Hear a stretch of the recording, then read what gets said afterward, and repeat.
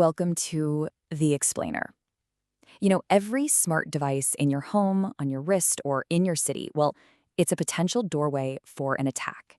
So today we're going to deconstruct these hidden vulnerabilities. Our guide is Chuan-Kun Wu's landmark book, Internet of Things Security. We'll use its core ideas to see how our connected world is both incredibly powerful and pretty perilous. I mean, just think about it. From the smart speaker that queues up your favorite playlist to the massive systems managing city traffic, we are absolutely surrounded by connected things.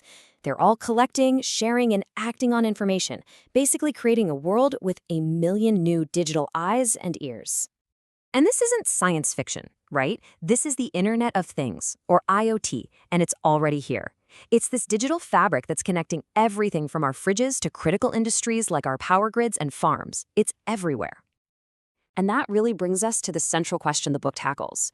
It argues that this explosion of hyperconnectivity creates a massive and often totally invisible landscape of security risks that we really need to get our heads around. So where do you even start with a problem that big? Well, the book's core idea is to break it all down. Instead of seeing the IoT as one giant, messy cloud, it presents it as a system with distinct layers. And each of those layers has its own unique security challenges. And here it is. That's the architecture right there. We're going to take a little journey through these three layers. We'll start with the physical sensors in the perception layer, follow the data as it travels through the network layer, and end up where it's all processed in the cloud. Honestly, understanding this structure is the key to seeing where it can all go wrong. Okay, let's start at ground zero, the perception layer. The best way to think about this is as the system's eyes and ears on the physical world. It's where the digital and the real actually meet for the first time. This layer includes, everything from a tiny RFID tag on a shipping pallet to the motion sensor in your hallway. Securing this is kind of like securing the doors and windows of a building. It is the absolute first line of defense. Now, the book points out all kinds of sophisticated attacks that can happen right here at the source before data even goes anywhere. We're talking about things like cloning an RFID tag to get through a toll booth for free, or a Sybil attack, where one nasty device pretends to be hundreds of different devices to overwhelm a system. Let's dig into one of these, the replay attack. It's actually deceptively simple.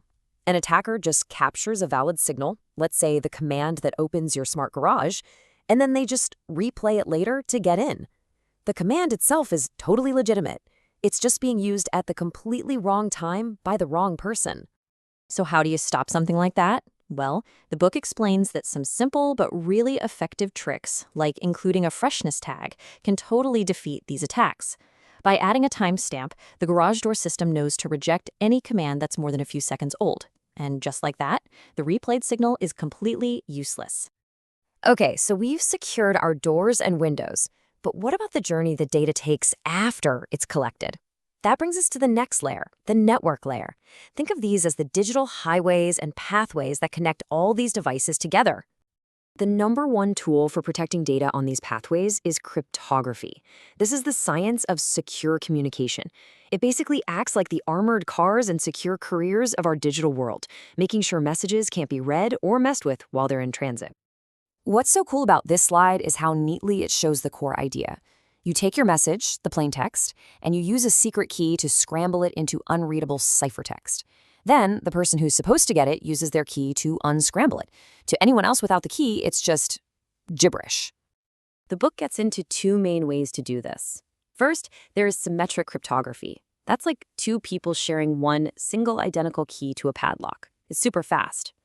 Then you have public key cryptography, which is more like having a public mailbox. Anyone can drop a letter in the slot, but only you have the private key to actually open the box and read it. And this is a brilliant illustration of how it all works in the real world.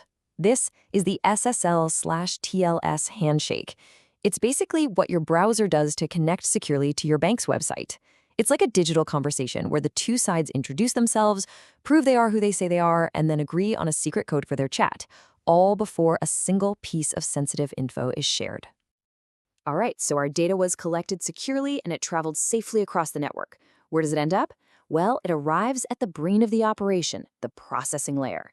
This is where massive amounts of data from countless devices get stored and analyzed, usually up in the cloud. You can really think of this layer as the central bank vault. And up here, the security challenges are different.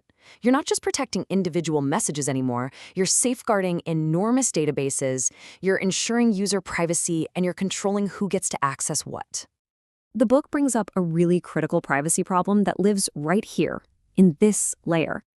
Location-based services, finding a restaurant nearby or tracking a package, are incredibly useful, but they can also create a super detailed and potentially pretty dangerous record of our daily lives. One really clever solution the book presents is to just make the location data intentionally less precise. So instead of your phone reporting your exact coordinates, it reports a general, fuzzy area that also has several other people in it. That way, the service still works, but you basically get to hide in a small, anonymous crowd. So after our trip through the senses, the pathways, and the brain of the IoT, what's the big idea? What's the crucial point the book wants us to walk away with? This is it. The main takeaway, the whole thesis of the book, is that there is no single magic bullet. You can't just go out and buy a security product and call it a day. Securing the Internet of Things demands a comprehensive, multi-layered approach that thinks about the entire system. And that's the holistic approach right there. You have to secure the physical devices, the doors. You have to use cryptography to protect the data zipping back and forth, the hallways.